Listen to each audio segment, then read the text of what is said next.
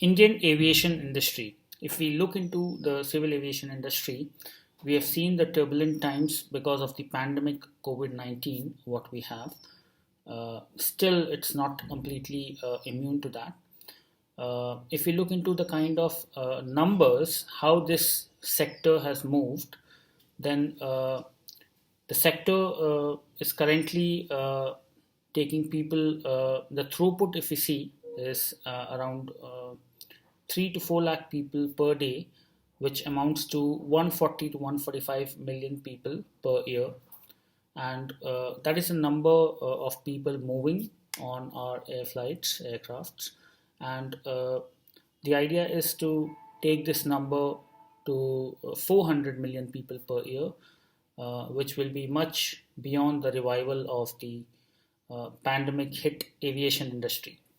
So that 400 million is the target for FY24, and the government is pushing in on that with an investment layout of $15 billion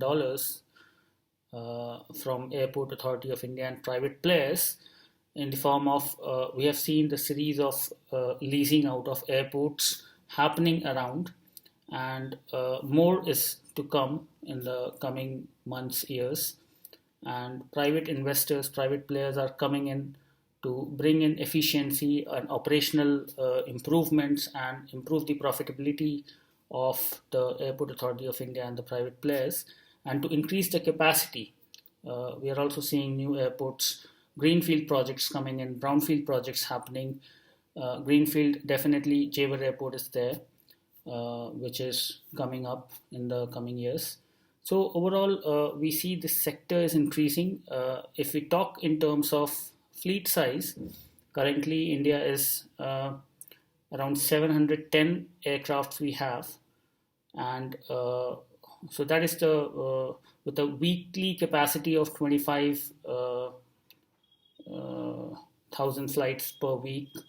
And if we look into the kind of increase, what we have seen, it was 400 to 410 flights in the initial FY 13-14, and now it is 700 plus, and the idea is to take it further in the coming years to add 100 plus flights per day and reach a mark of more than 1000 in a short 3-4 year span in terms of number of aircrafts. Definitely, we are also looking into the wide body aircraft to increase more of that. And with new investments and players, with new energy, Tata has come up endorsing Air India, and in terms of the investment, the kind of investment happening in this sector, the idea is to increase the fleet size of wide body aircraft. The plan is to procure near about 30 wide body aircraft for Air India, and that will amount to $5 to $10 billion of cost. And even for Vistara, the idea is to procure wide body, take on lease wide body aircraft for long haul journeys.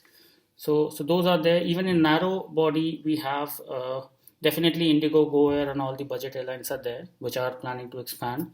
But Akash Airline, backed by Rakesh Jhunjhunwala and other investors, so this is also coming up in the coming months in summer 2022.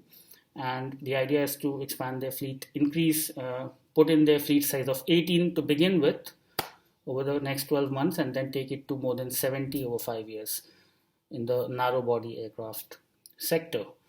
Now, overall, if we have an idea, overall picture, then the mature markets of US and China, if we see, which are having more than 4,000 aircrafts operational, they're near about 20 to 25% of that share is of wide body aircraft. And in India, we have near about 5 to 7% of the share of wide body aircraft.